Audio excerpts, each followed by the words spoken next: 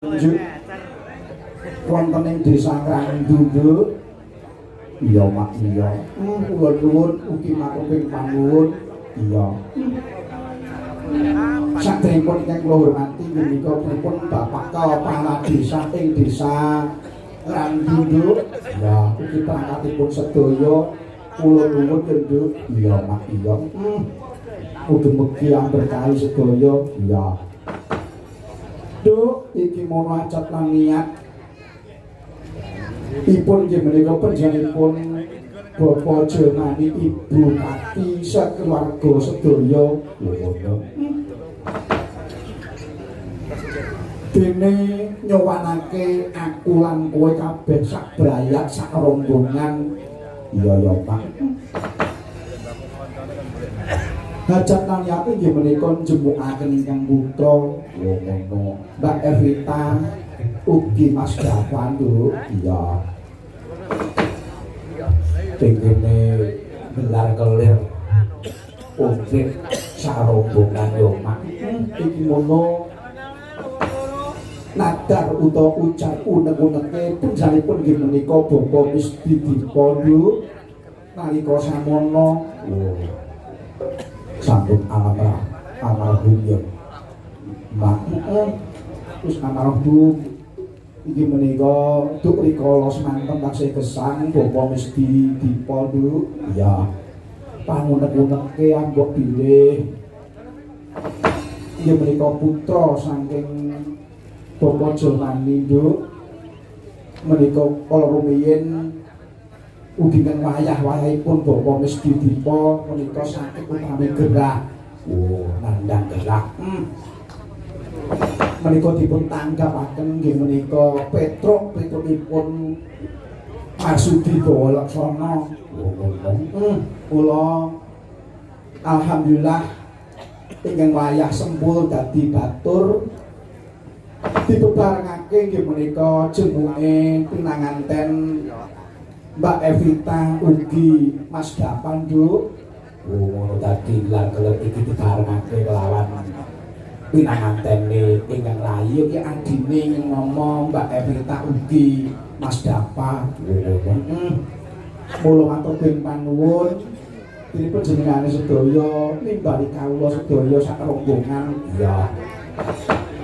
Lan ngene ya Nduk muga-muga upata nadar ujar panjenenganipun Bapak mesti ugi nggih menika Bu Janem Nduk. Ngono ya Mak. Bu Janem sak warga namung ngantos wonten tembung wali bisa sampurna ing bengi katitik wis bisa gelar kelir aja matur tembung wali. Mula alhamdulillahirabbil alamin ujar nadar wis keluari yang bengikin Nduk. Tadi kenalus ana umat luar ya Mak. Sampun alhamdulillah dipeluari. Alhamdulillah rabbil alamin. Mugi-mugi saktosipun panggih rahayu jeneng sami kala tansah bagas rasen lariyah, tansah berkah barokah keluarga, rezeki tambah kathah, manfaat maslahah ibu badan akhirah. Allahumma amin. Alhamdulillah. Apa Mak? Dene dongane awake dhewe pamujine awake dhewe kagum tripun menika Bapak Jelmani Ibu Kati Nduk. Iya. Tebih saking sukesake tebih saking panggudha marencana sumingkir siwas kabeh trima lir boyo terwikara lir sengsara coba terbencana. Allahumma amin. Dados wae ingkang badatu koyo batu barobun kubur. Dadi penganten Mbak Evita dan Dava sakinah mawaddah lan warahmah. Allahumma amin. Lho apa? Ayo iki mono Nduk. Kripik gendang kripik telo sithik edang watung diwaratakake. Iya. Ditanjakake kaya napa Nduk? Iki mono tak kenalake. Iya, ora warang kono kabeh. Niki mengke kula kenalaken asmanipun setunggal Bapak setunggal tandane kenal panjenengan dadah ngeten nggih Mbak nggih.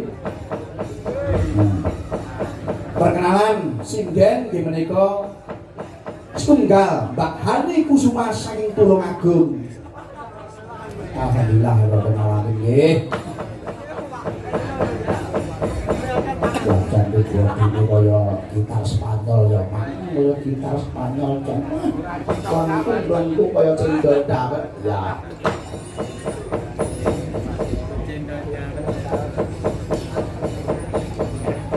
Nggih. Tesih kuliah nggih Mbak Hani. Alhamdulillah rabbil alamin itu saking Mbak mugi saged terus lulus. Nggih. Kuliahipun wonten pundi Mbak Hani? Wonten Universitas Terbuka Malang. Alhamdulillah wonten Malang nggih. Alhamdulillah mugi-mugi sukses. Amin. Kanggo elok tenan.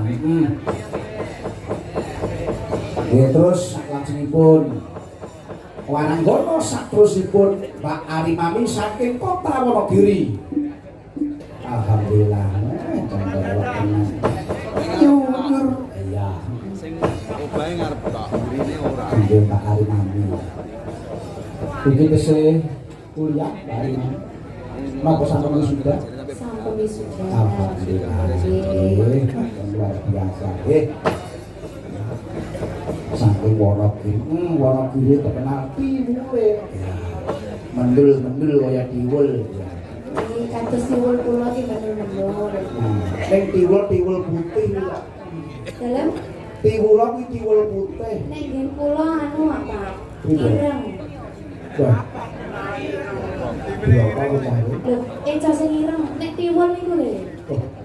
Eco sing ireng? Eco sing ireng. Percaya aku. Tenan nek tiwul sampeyan kok tiwul sampeyan. Tiwul Wonogiri jelas. Sekor tiwul kuwi pokoke nangkleng. Terus dibumbu karo kulipan. Diklepik-klepik jas iki. Bayam. Rempeyek teri jangane terong. Iya. Tapi matur nuwun terus sak teruse Wananggono Mbak Fitri saking Badekan Ponorogo.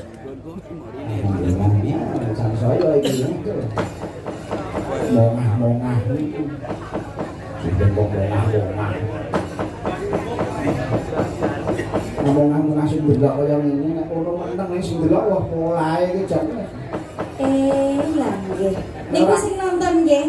Nuwun. Sing nonton niku. Nggih ya termasuk kula ngene iki. Niku mongah-mongah apa ngangah-ngangah? Napa, Pak? Lah, niku Tenan kok Nduk Fitri ini ora kenceng ngono wis pokoke bahaya. Nggih, sok dikencengi. Nggih, sok dikendoni. Ngoten. Nek ngene terus kenceng terus. Iya. Nggih, alhamdulillah Mbak Fitri saking Badekan. Saterusipun profesi Mbak Fitri kesupen kula profesi. Nggih, kula nek enjing menika dados guru. Oh, alhamdulillah guru. Nggih, guru. Mulai siang dugi sonten dugi dalu ngeten iki. Nah, niku dados biduan. Nggih, lek enjing nika ingkang kula rumat menika TK. Oh. Taman kanak-kanak. Nah, lek nek dalu ngeten iki nggih sami TK-ne. Oh, nggih. Ning nggih benten jurusane. Pokoke intine Mbak Fitri iki pengajar to. Nggih, alhamdulillah. Lah kae si guyu kae yo murite kae. Kae ora pengajar ning kurang ajar. Sing kae taman kaplak-kaplak. Nggih. Nggih matur nuwun Mbak Fitri. Terus sakurusipun nggih menika Mbak Venezuela. Mbak Sela.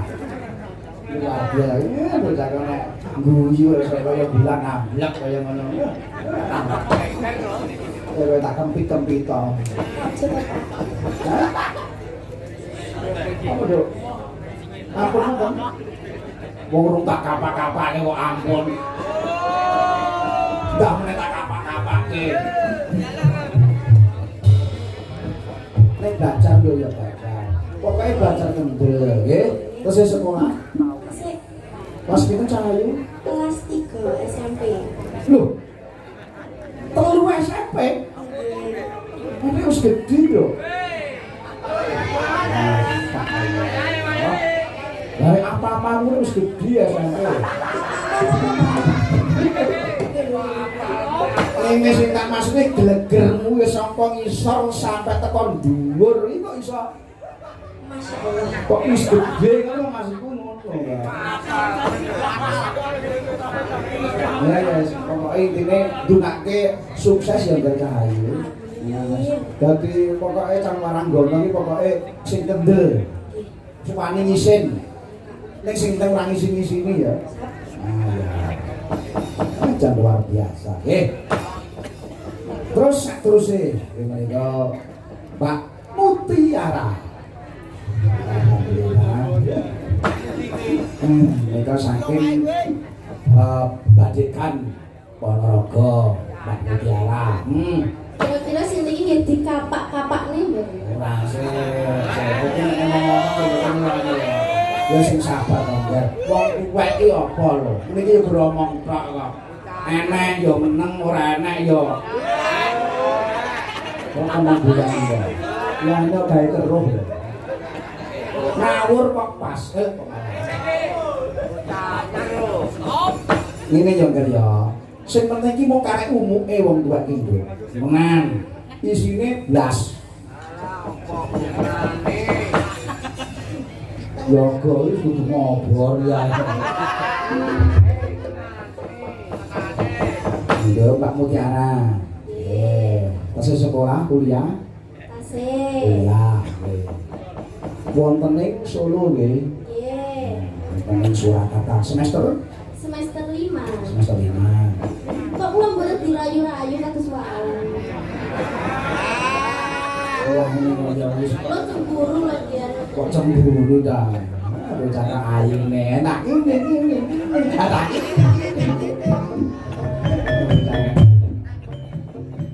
Asal kok antuk dikono bingung. Ya jamono wong kaping mangke. Sing penting ki bapake utuh lho. Wis to utuh. Budal utuh mulih utuh sing penting. Matur panuwun Mutiara. Cobi saterusipun menika namipun Mbak Tinar saking Kota Wonogiri. Nah, kuliah Mbak. SMP. Kula menika mboten namung kuliah, Loh, terus ya PAUD, ya SMP, komplit nek kula niku. oh samane pengajar nek. Tukang ngajar. Diajar nek. Jenengan mboten tekok tiwule pripun ngeten Wonogiri. Ya pancen lho, kan pancen nyoto. Nek tewa weton Wonogiri. Kuwi mesti ya empuk, mesti ya wajan nyunyur nek tewa. Nek tiwul ya tiwul Wonogiri. Ah, Mboten tekok ireng apa kuning. tiwul kuwi ireng apa kuning, Mbak? Ireng sore. Hah? Iki Jujur jale. rupane Eh, yo. ngono. Sapa sing jujur bakale makmur. Jujur jale. Tiwulmu ireng apa kuning, Mbak? Nek jujur kuwi bakal makmur. Loh. Jare Mbah Nen kok ireng. Ning kok biru piye to iki? Ya ora ireng, ya ora kuning. Terus Blorok. Jare pake blorok niku lho. aku malah Kok enek tiwul ke blorok niku lho, Pak. Iso. Iso lirik-lirik ngono. tiwul sing merawut. Ya rodok tepung. Nah, alhamdulillah sing enake ngene. Matur panuwun. Matur suwun. Jos pokoke jos. Malerek. Larek. Menika wis tak kenalke Kanjeng Mami. Jare rasah ngoten kok. Ketoke ora kelegan atine iki wau. Rasah. Ora apa-apa. Kalau Kuwi nyuwun. Kanjeng Mami iki kuwi. Enak ya kuwi ora enak ya. Golek. Ya kok iki ngopo ya. Ben awet Wis batur. apa-apa. kaya ngono sing kena diklotik. Nggih. Duk, apa yo iki sak teruse. Dijulake bintang tamu. Bintang tamu. Pelawak Nduk. Iki undang Anjayeng Bawana. Lah yo. Sapa?